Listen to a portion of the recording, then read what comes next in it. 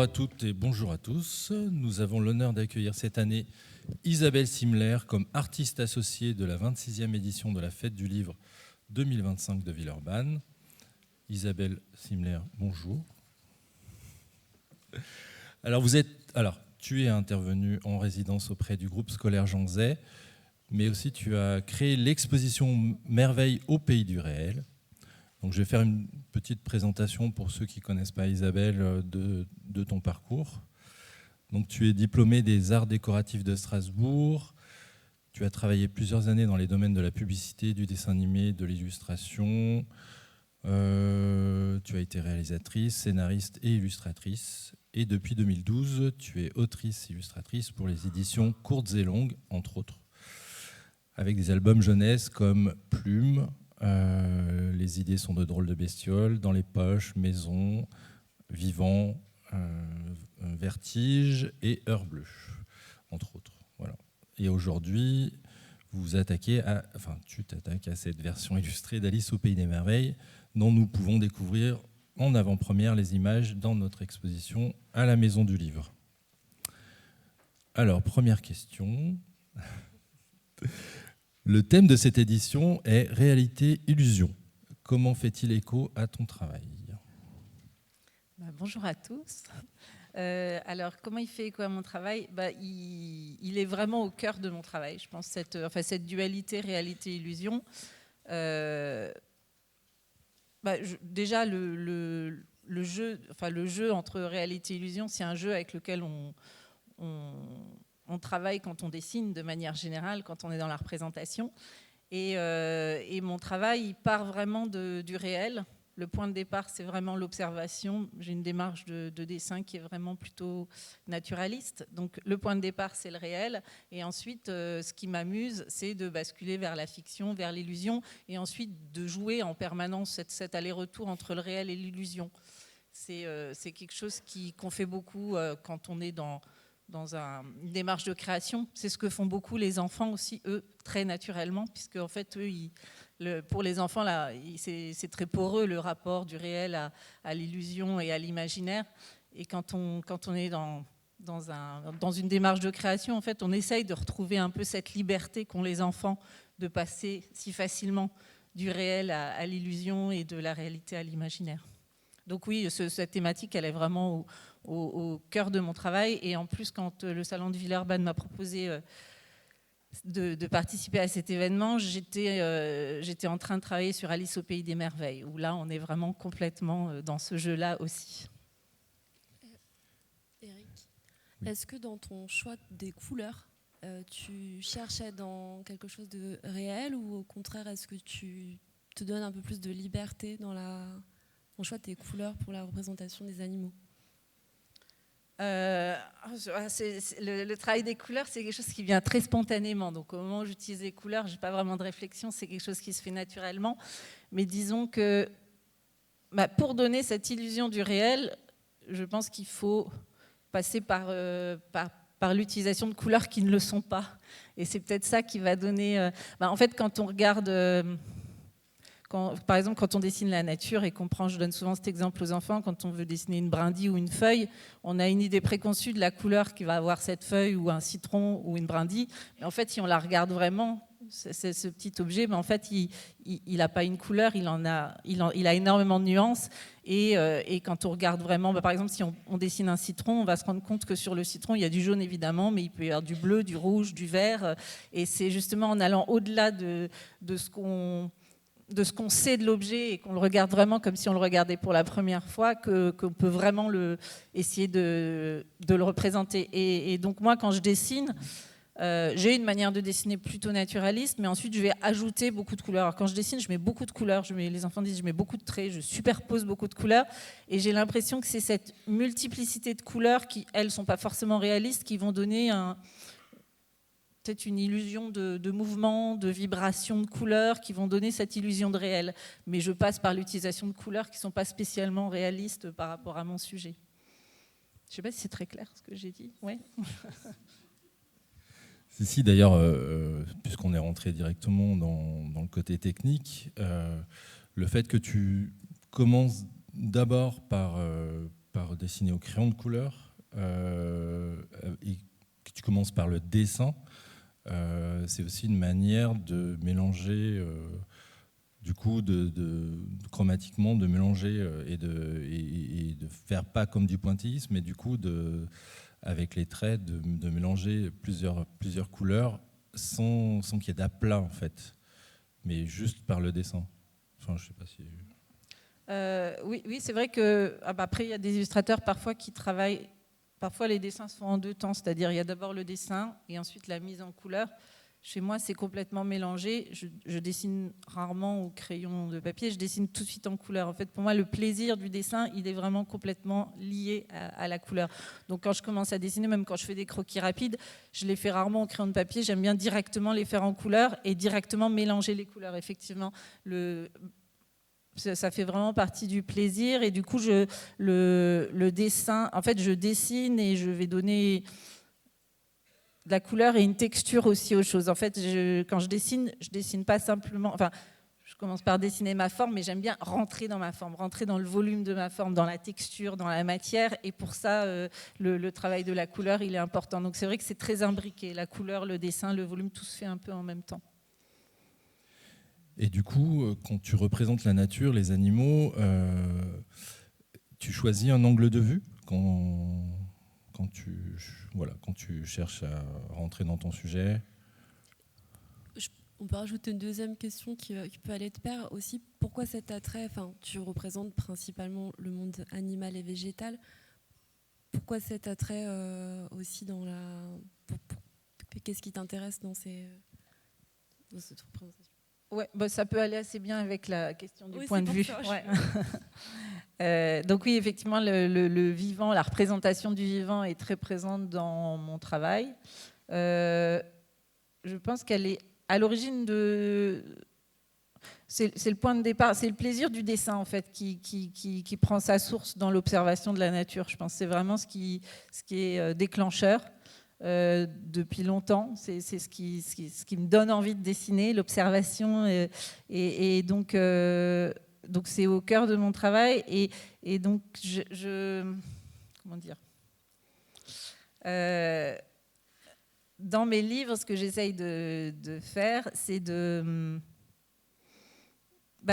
d'interroger les points de vue, de me mettre à différents points de vue et surtout de me mettre d'envisager le monde d'une manière différente en me plaçant dans la nature à différents points de vue. Et dans l'édition jeunesse, les animaux sont beaucoup utilisés.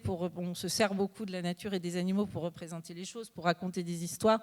Et souvent, ce qui se fait souvent dans l'édition jeunesse, c'est de prendre des animaux et de leur donner un rôle humain, leur faire des choses qu'on fait en tant qu'humain. Moi, ma manière de faire, elle est un peu inverse, c'est-à-dire que moi, je m'immerge vraiment dans ce monde vivant pour essayer de voir les choses à travers une vision, à travers la vision des animaux que je représente. C'est-à-dire que, par exemple, je fais un petit livre qui s'appelle « Mon escargot domestique ».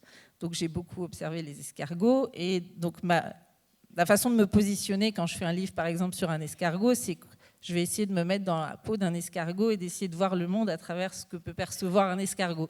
Et c'est ce positionnement en fait qui me plaît beaucoup et qui m'intéresse beaucoup. Donc voilà, je ne sais pas si j'ai répondu à... Voilà.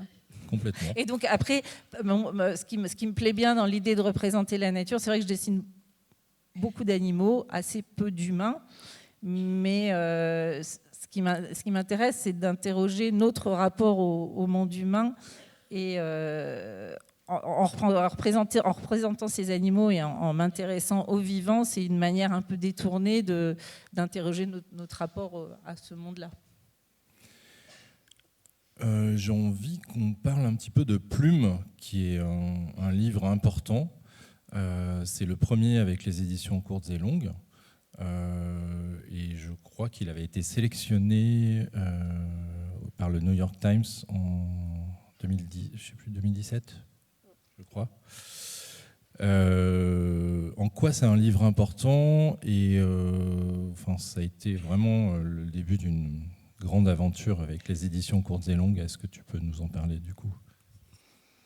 Oui, c'est un livre important. C'était le premier, donc, et c'était le livre qui m'a permis de rencontrer les éditions courtes et longues. Donc ça a été effectivement le début d'une très belle aventure.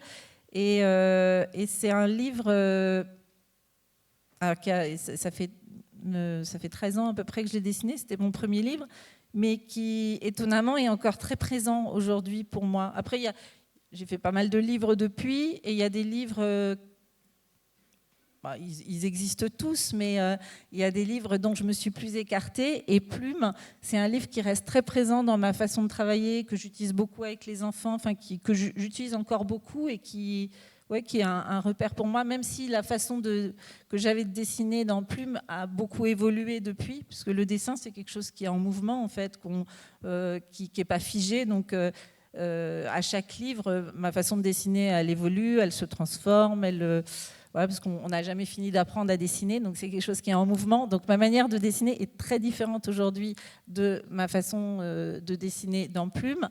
Mais je pense que oui, c'est un repère, et c'est un livre qui est vraiment important, sur lequel j'ai construit un peu tout mon travail et tout mon rapport à l'illustration. Et je pense que dans ce livre-là, il y a pas mal de choses que j'ai posées dès le départ et qui sont encore très présentes aujourd'hui dans mon travail, dans ma façon de penser l'image, de penser l'objet livre aussi, ce qui se passe dans le livre, mais ce qui se passe aussi autour du livre, parce que j'aime bien jouer avec le hors-champ de l'album. Donc il y a beaucoup de choses dans ce livre que j'ai mis assez spontanément comme ça, comme on met dans un premier livre, mais finalement qui sont assez constitutifs de mon travail encore aujourd'hui, même si le rendu a pas mal changé. Enfin, la façon de dessiner a pas mal évolué.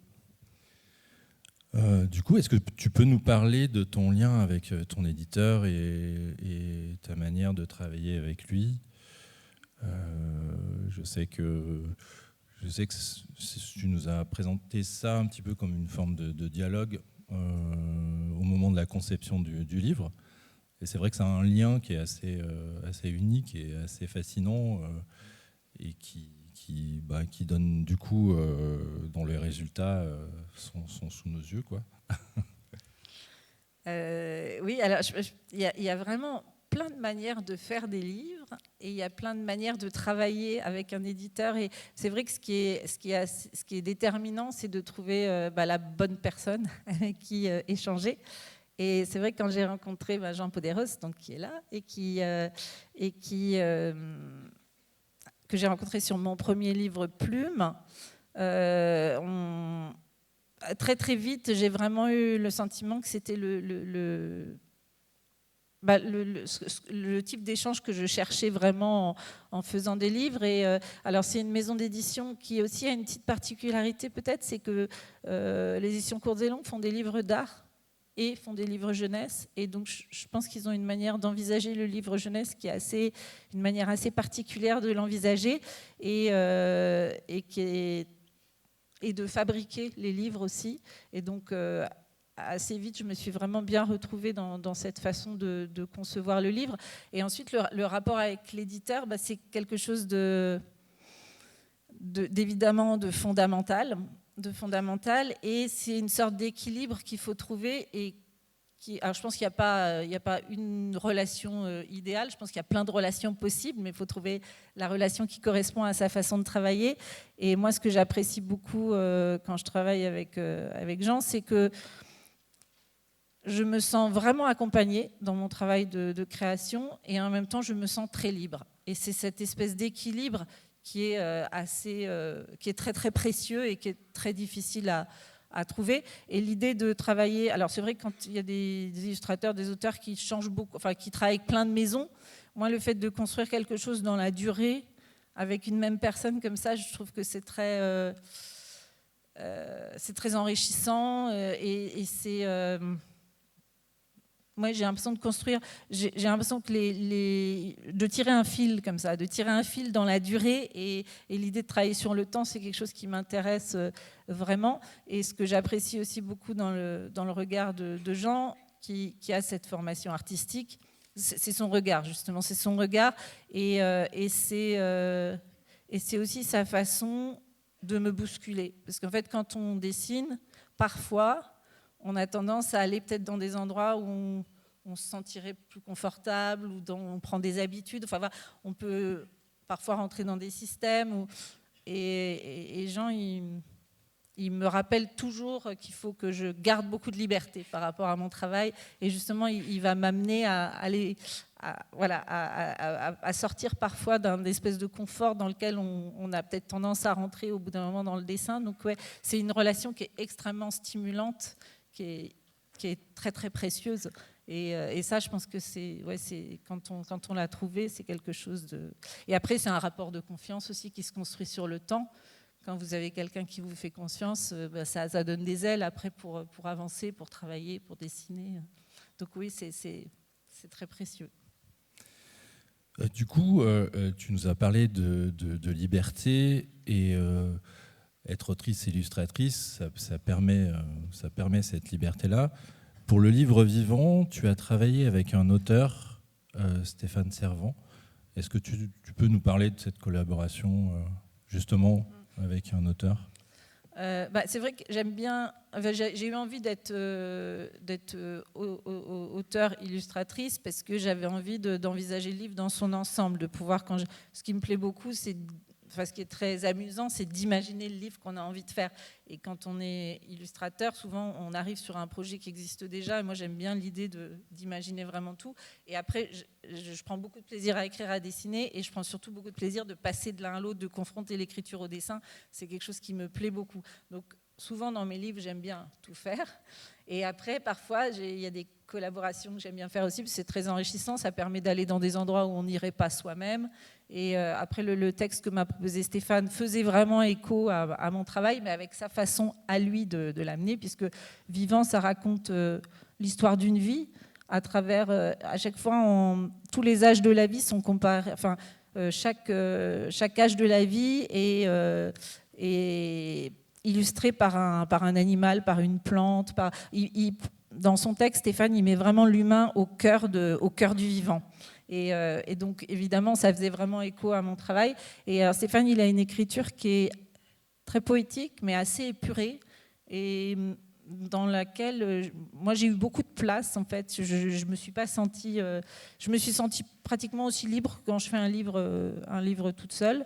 Et donc oui, dès que j'ai lu son texte, j'ai vraiment eu tout de suite envie de dessiner. Bon, c'est un peu ça le déclencheur quand on lit un texte, c'est de voir si ça réveille l'envie du dessin.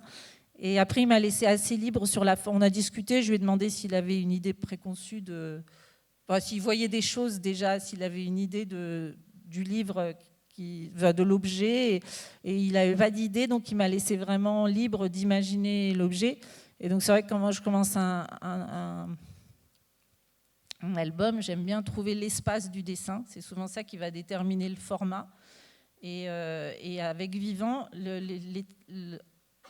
Stéphane, il a écrit des textes qui sont extrêmement intimes. Je trouvais qu'il creusait vraiment les choses. Donc j'avais envie de faire des images en profondeur, comme ça, avec un format très vertical pour aller creuser. Et en même temps, il y a beaucoup d'envolées, il y a beaucoup d'espace. Donc j'avais aussi envie de grands espaces de paysages. Et donc j'ai décidé de faire un format, en tout cas, j'avais envie de longueur, à l'horizontale ou à la verticale, et pour pas me priver de la possibilité d'avoir ces deux espaces qui sont à la fois, qui sont un peu atypiques, mais tous les deux très intéressants, je me suis dit qu'on allait rendre le lecteur actif. Donc c'est un livre qui se lit en suivant le texte, qu'il faut manipuler, parce qu'il est parfois en hauteur, parfois il faut le retourner, parfois on s'y perd un peu, mais voilà, ça demande une certaine manipulation. Donc oui, avec la collaboration avec Stéphane, on a beaucoup échangé, mais c'était vraiment... J'ai ressenti cette même liberté que quand je travaille tout seul, avec ce truc d'aller dans un endroit où Stéphane m'a emmenée, où je ne serais pas allée toute seule. Donc tu travailles actuellement sur une adaptation d'Alice au Pays des Merveilles. Comment as-tu abordé ce projet-là un peu fou? Comment tu t'es lancé dans la représentation de cette petite fille, sachant que tu représentes beaucoup la nature et les animaux, et du coup ton point de vue est forcément un point de vue personnel. Est-ce que tu peux nous parler de tout ça? Ouais, alors Alice, c'est un texte que j'aime beaucoup, qui m'inspire beaucoup, que j'avais en tête depuis longtemps. Ça fait longtemps avec mon éditeur qu'on en discutait. Alors oui, c'est vrai, il y a des humains, il y a Alice, mais en fait, il y a beaucoup d'animaux dans Alice. À part Alice, il n'y a pas beaucoup d'humains finalement.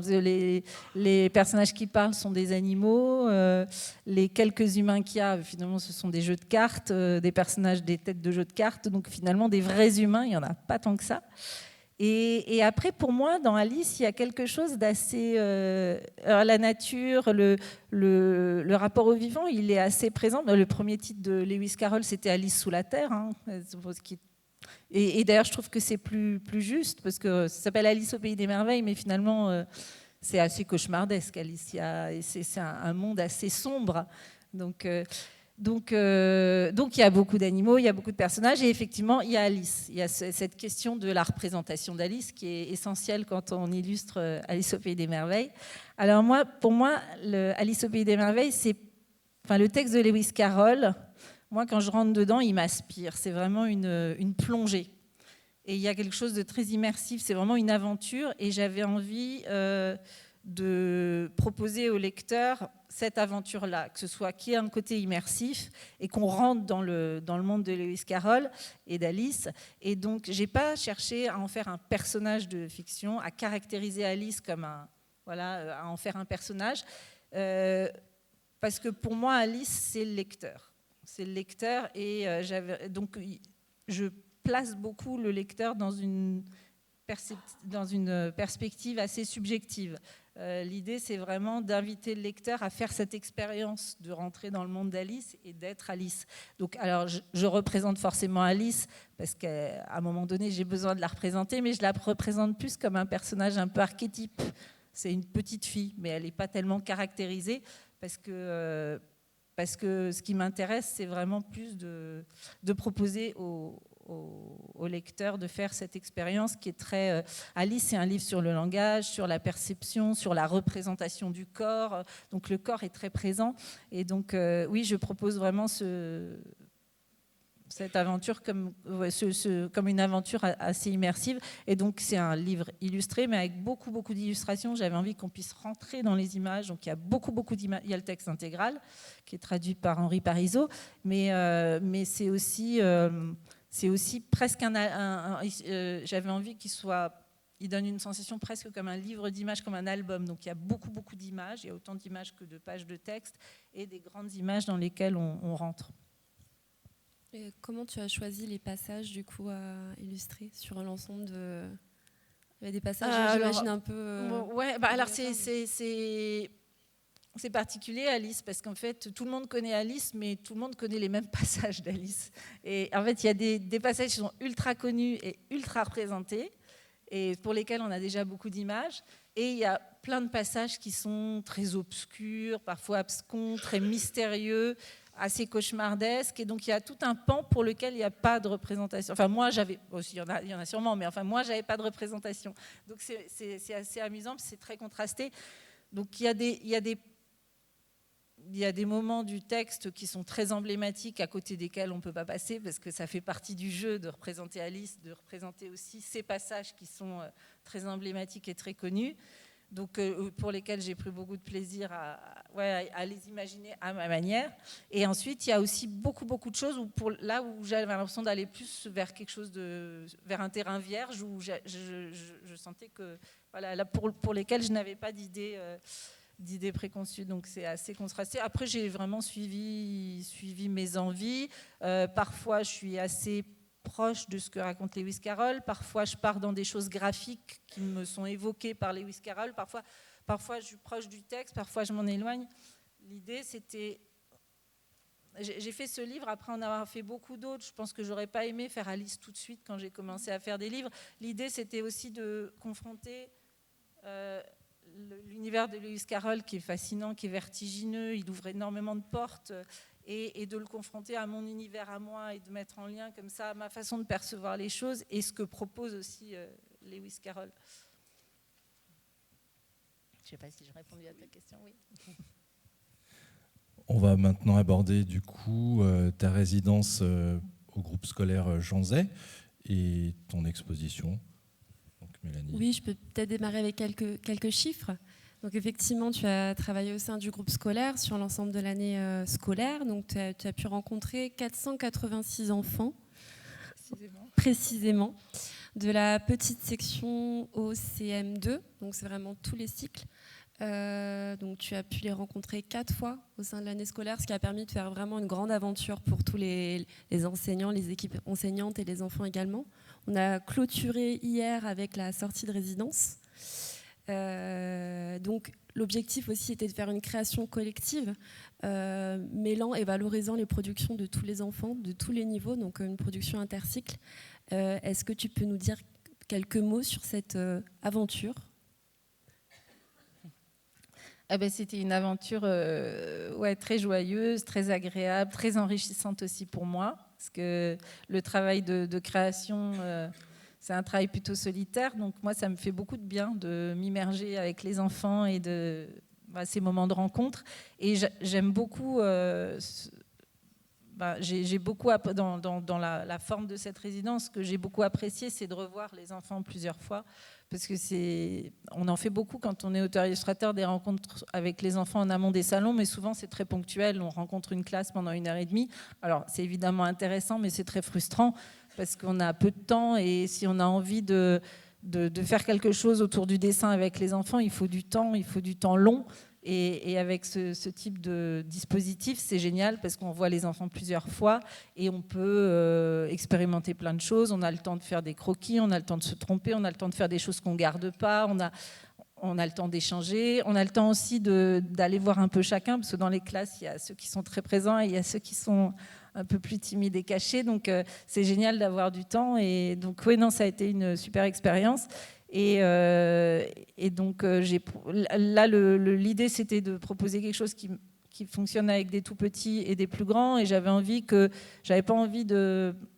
chacun fasse son truc dans son coin. J'avais envie que tout le monde travaille ensemble et de produire à la fin quelque chose qui aurait été fait par tous. Donc il fallait trouver un principe assez simple. Et alors après, j'ai adapté les techniques en fonction des classes, mais l'idée, c'était que les petites sections et les CM2 travaillent sur le même projet. Donc, par rapport à... je suis partie de la thématique réelle illusion. Donc, moi, je vous disais au début, j'ai une démarche vraiment d'observation, plutôt naturaliste. Donc, on a commencé par là avec les enfants. En fait, j'ai un peu suivi ma façon de travailler. Donc, on a observé beaucoup, on a dessiné des choses d'observation, on est rentré dans le détail des textures, d'animaux, de détails. Et en fait, on a dessiné des morceaux d'animaux avec chaque classe, des bouts d'animaux, de grands animaux, des têtes, des corps avec des poils, des textures, des écailles. Et en fait, l'idée, c'était donc de partir d'animaux existants et de les dessiner en les observant dans le détail, en essayant de rendre les textures, leur matière, leur façon d'être. Et ensuite, on a mélangé tous ces animaux pour en faire des créatures imaginaires et voilà, pour basculer du côté de l'imaginaire. Donc, avec les plus grands, j'ai travaillé avec ma façon de dessiner, c'est-à-dire on a utilisé beaucoup des crayons de couleur. Les enfants utilisent beaucoup mon matériel de dessin parce qu'ils aiment bien. Ça a du sens aussi de leur montrer comment je dessine et qu'ils puissent essayer après mes crayons, mes outils à moi. Donc c'est aussi de partager cette façon de faire qui est chouette aussi avec les enfants.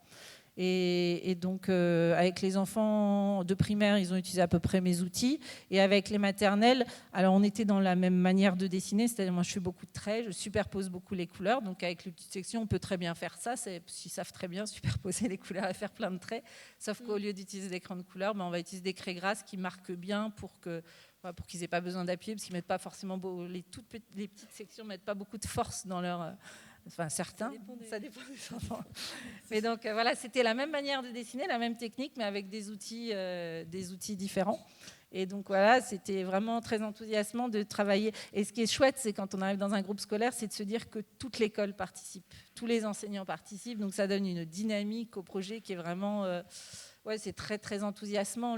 L'école était focalisée sur ce projet pendant toute l'année. Donc, ça a été... Il y a ce que j'ai fait avec les enfants, mais il y a tout ce que les enseignants ont fait à côté. Ça a nourri tout un travail. Donc pour les enfants, c'était riche, ouais. Et est-ce que tu as pu voir une évolution même dans leur rapport au dessin entre ta première séance en octobre et novembre et sur la dernière séance en février? Est-ce que tu as pu voir chez certains enfants un rapport au dessin différent? Oui, j'espère, parce que le dessin, il est pas très présent à l'école, hein, malheureusement. Enfin, après, ça dépend parfois des instituts. Il y a des instituts qui sont à l'aise avec le dessin, donc qui les invitent à faire des choses. Mais de manière générale, en primaire, le dessin, et en plus on va dans les classes, moins il est présent. Alors au début, ce qui est... Bon, en primaire, les enfants sont quand même assez spontanés, les maternelles évidemment, les CP-CE1. Souvent au CM, CM2, ils commencent à être un peu plus réticents. Au début, ce qui est marrant, c'est que moi, je leur donne des consignes, mais j'aime bien les laisser libres. J'aime pas faire du dessin guidé. J'aime bien que chacun amène sa façon de faire à lui. Donc moi, je montre des petites choses et après, je les laisse interpréter à leur manière. Donc ils vont refaire un peu à ma façon, mais avec leur personnalité. Donc ça donne des choses très variées. Au début, ce qui revient tout le temps, c'est qu'ils viennent tout le temps me voir en me disant « Est-ce que j'ai le droit ? Est-ce que j'ai le droit de faire ça ? Est-ce que j'ai le droit de faire ça ?» Ce truc d'avoir le droit, genre, mais oui, bien sûr, vous avez tous les droits. Donc, ils ont ce truc un peu de... Et moi, j'aime bien les faire dessiner avec des outils qui gomment pas forcément, parce que sinon, je trouve qu'on passe trop de temps à gommer. Donc, y aller directement avec la couleur ou aller dessiner avec le stylo bic aussi, parce que ça oblige à y aller. Et souvent, ils disent « Ah, j'ai peur de rater, j'ai peur de... » Donc, il y a ce truc de...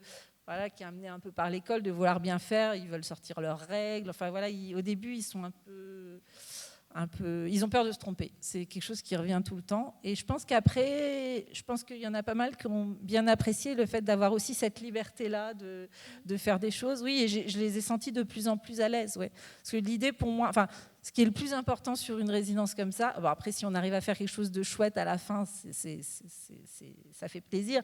Mais pour moi, ce qui est vraiment essentiel sur ce type de résidence, c'est que les enfants prennent du plaisir à dessiner. C'est vraiment pour moi la chose la plus importante.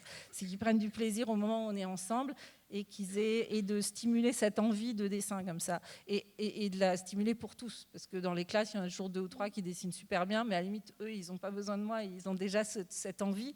L'idée, c'est vraiment de susciter ce désir du dessin pour plein d'enfants pour parce que c'est des âges où on quitte un peu le dessin. Donc, ouais, j'ai l'impression qu'on était beaucoup dans le plaisir. On était beaucoup dans le plaisir avec eux. J'ai l'impression qu'ils y ont pris du plaisir et qu'ils ont pris et qu'ils ont une confiance aussi. C'est pareil, la confiance, c'est très très important quand on dessine, c'est se faire confiance et se laisser surprendre après par ce qu'on fait. Donc c'est quelque chose que j'ai pu ressentir en tout cas en étant un peu présente sur certaines rencontres. J'ai l'impression. Ouais.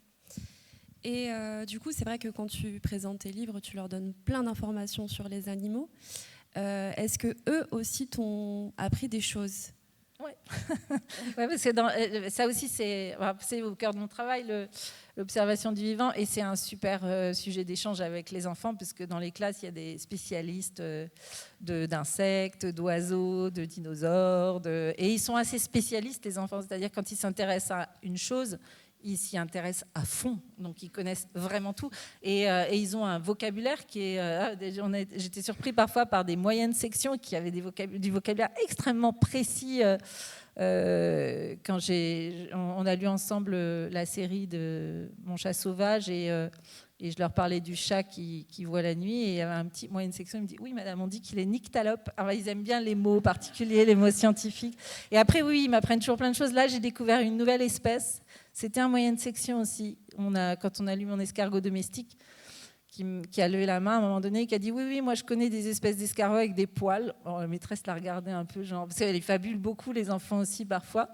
Et effectivement, j'ai appris ça, il y a des espèces, du coup je suis allée me renseigner entre-temps, il y a des escargots qui sont complètement poilus. Et en fait, en grandissant, ils perdent leurs poils, mais ils ont vraiment la carapace poilue. Donc il avait vraiment raison, et en général, les enfants, ils connaissent plein de trucs, et en général, quand ils donnent des informations comme ça, elles sont fondées, parce qu'ils sont très très curieux. Donc ouais, à chaque fois, je découvre des nouvelles espèces en allant dans les classes. Du coup, est-ce que tu peux nous parler aussi de ton exposition à la Maison du Livre ? Oui. Alors ça aussi, ça a été une belle expérience. un peu plus compliqué pour moi, parce que autant les rencontres, c'est quelque chose que j'ai l'habitude de pratiquer et que j'adore et que je fais vraiment avec plaisir. Alors l'exposition, ça a été un réel plaisir, mais c'est quelque chose pour lequel j'ai beaucoup moins d'expérience. En fait, j'avais jamais monté d'exposition comme ça. Et le lieu de la Maison du Livre, c'est un lieu qui est quand même assez atypique et grand. Avec beaucoup d'espace, donc il fallait trouver un moyen de circuler, faire des choix dans les images, trouver des choses pour que ce soit ludique aussi pour les enfants. Donc oui, ça a été une belle expérience, assez nouvelle pour moi. Donc à savoir aussi que les chimères, les productions des enfants sont exposées, mais tu l'as déjà dit en début de présentation, elles sont exposées à la Maison du Livre, dans l'exposition Merveille au pays du réel. On va peut-être passer maintenant, parce qu'on est un peu chronométré sur cette journée malgré tout. S'il y a des personnes qui ont des questions, on a encore un petit peu de temps. Il y a une question ici. Et je vais te donner le micro. Il y a un deuxième... Non ? Si tu veux aussi. Je vois rien. Je sais pas si...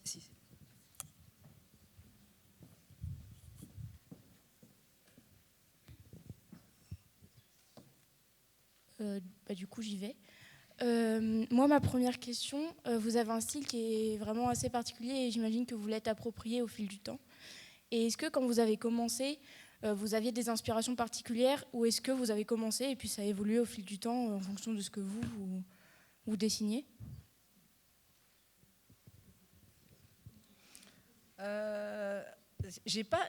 Dans ma façon de dessiner, j'ai pas l'impression d'avoir...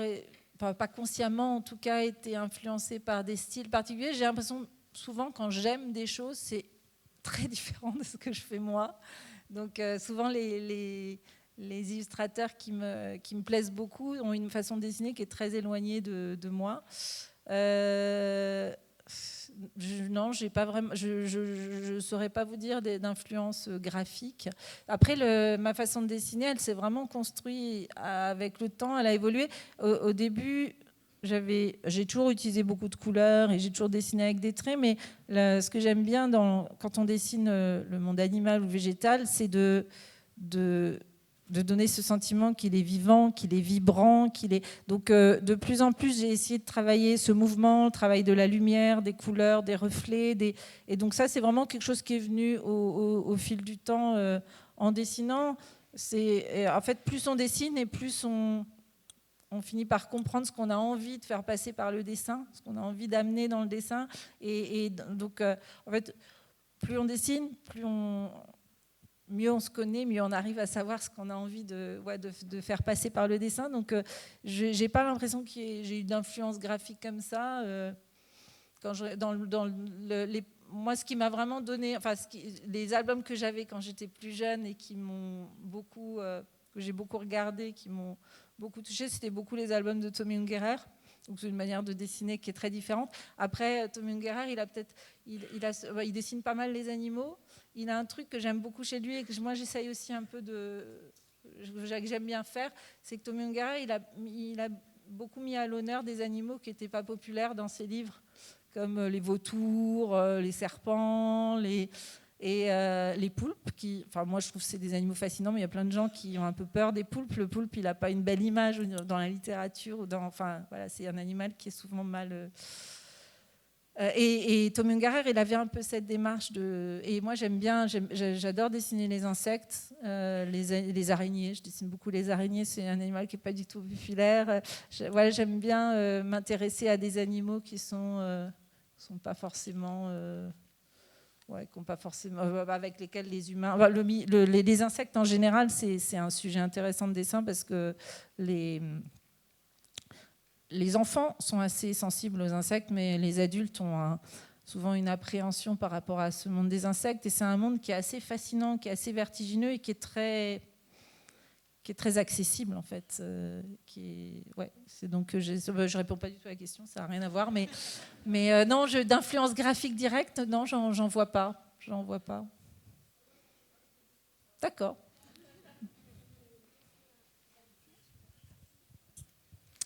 Oui, bonjour. Moi, je voudrais savoir de quelle façon vous observez. Est-ce que vous passez beaucoup de temps dans la nature, vous regardez des documentaires animaliers ou je ne sais pas. Ça m'intéresse. Alors, ça dépend des animaux. Par exemple, quand j'ai fait le livre Vertige sur les coccinelles, pour les escargots aussi, quand c'est des animaux qui sont accessibles, j'aime bien les avoir en vrai, à domicile, le temps pour pouvoir les observer. C'est pas toujours possible. Après, ce qui est important, je me documente beaucoup. J'ai le sentiment que pour bien dessiner quelque chose, il faut bien le connaître de l'intérieur. C'est pour ça qu'il y a beaucoup de chats dans mes livres, parce que c'est un animal que j'ai beaucoup côtoyé, donc j'ai le sentiment de bien le connaître et du coup de mieux arriver à le dessiner. Donc oui, quand je commence un livre, je creuse beaucoup mon sujet. J'ai fait un petit livre qui s'appelle Mon pachyderme délicat sur les éléphants.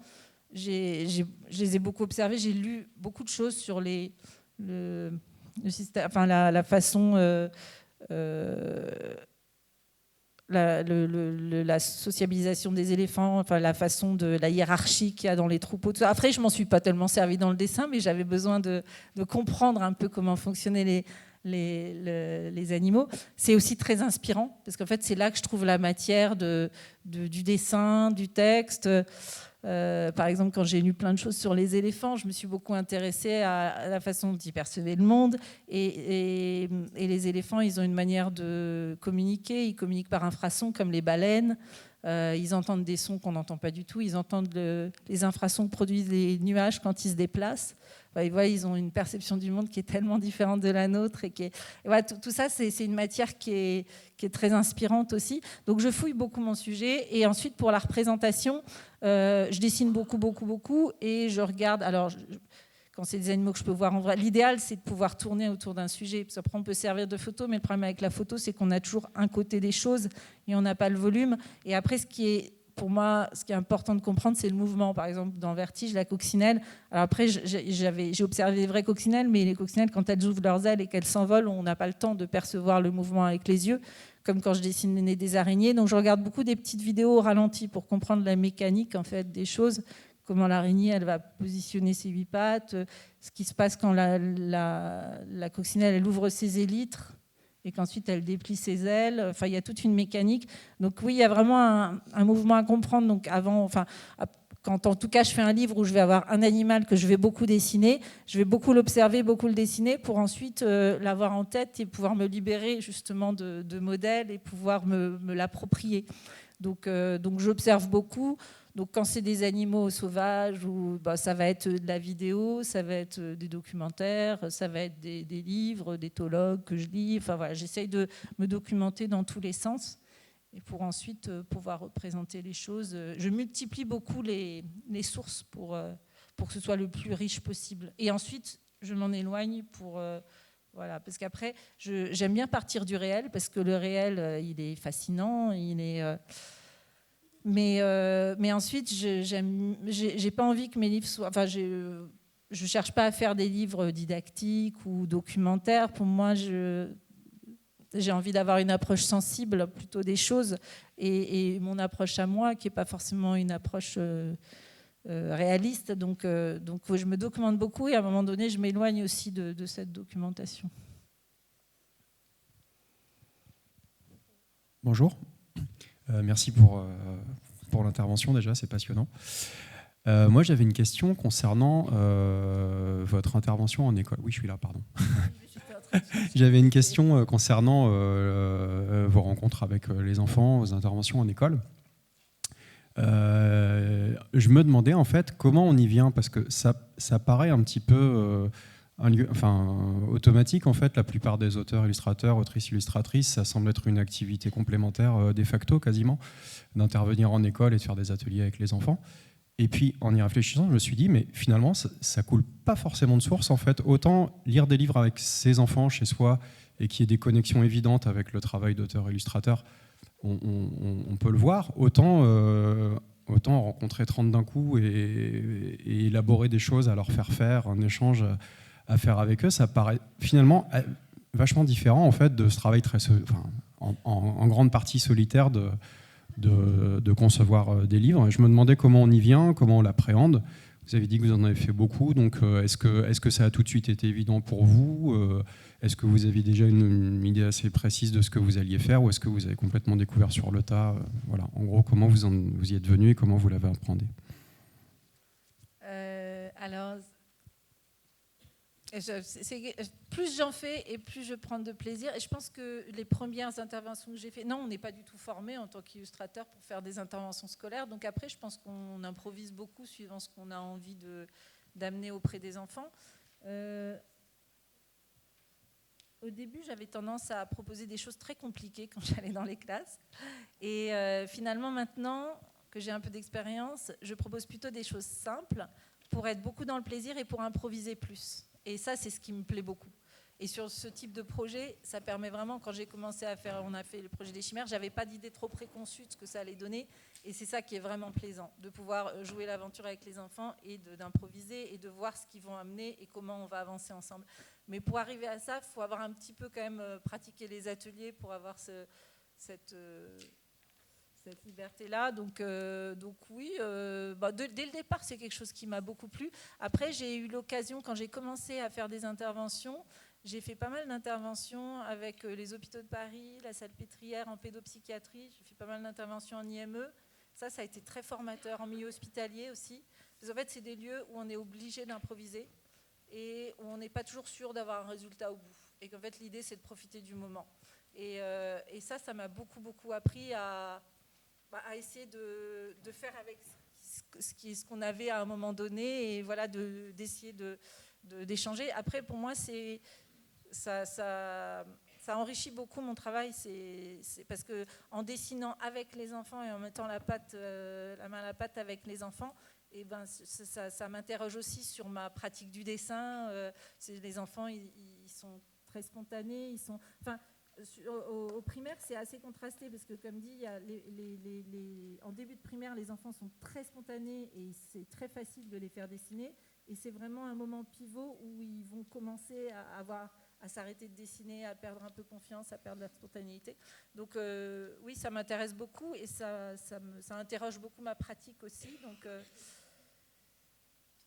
c'est quelque chose que je fais assez...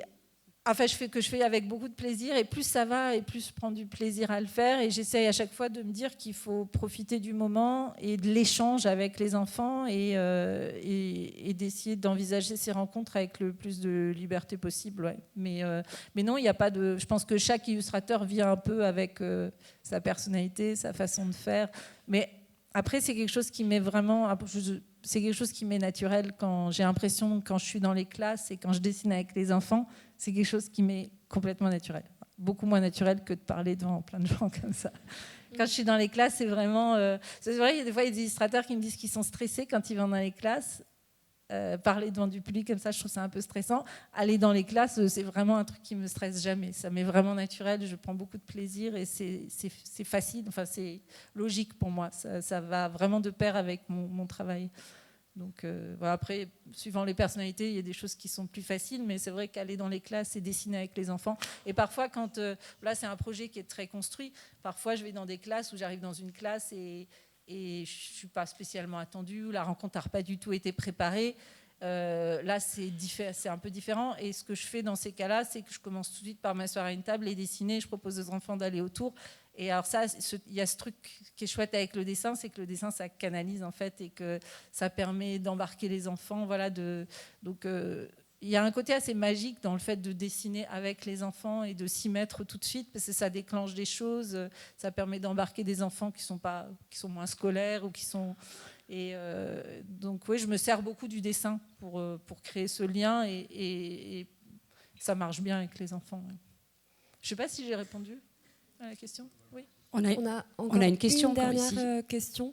On n'a plus le temps pour une dernière question. Oui, bonjour. C'est encore avec les enfants. Vous parliez de voir les choses à travers la vision des animaux. Et je voulais savoir, à l'école Jean Zay, notamment avec les plus petits, qu'est-ce que vous avez perçu de leur vision à eux des animaux ?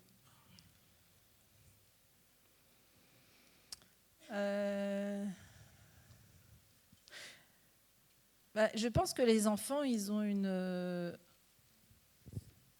tolérance qui est énorme. Ils n'ont pas un jugement de valeur. Ils ne cherchent pas à classer. Je pense qu'ils ont un rapport très direct, comme ça, aux animaux. Et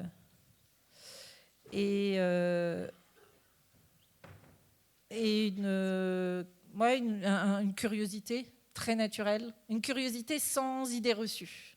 C'est ce qui me plaît bien chez eux. C'est qu'ils sont assez entiers, ils regardent et ils n'ont pas de jugement. Et donc c'est un regard qui est, c'est un regard qui est très direct comme ça, qui est très,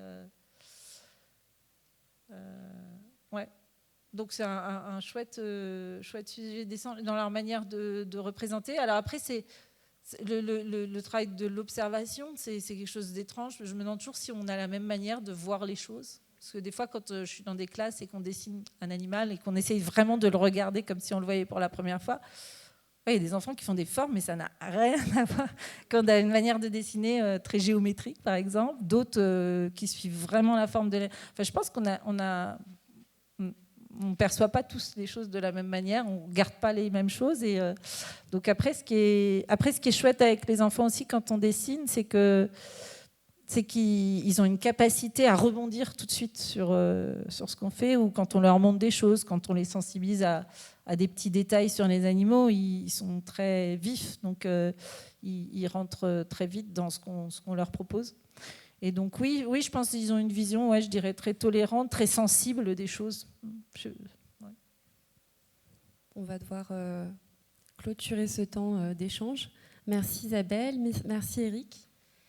Et vous aurez certainement peut-être le temps d'échanger avec Isabelle, qui est encore présente sur tout le week-end de la fête. Et donc on va passer à la deuxième table ronde. Je vais laisser la place.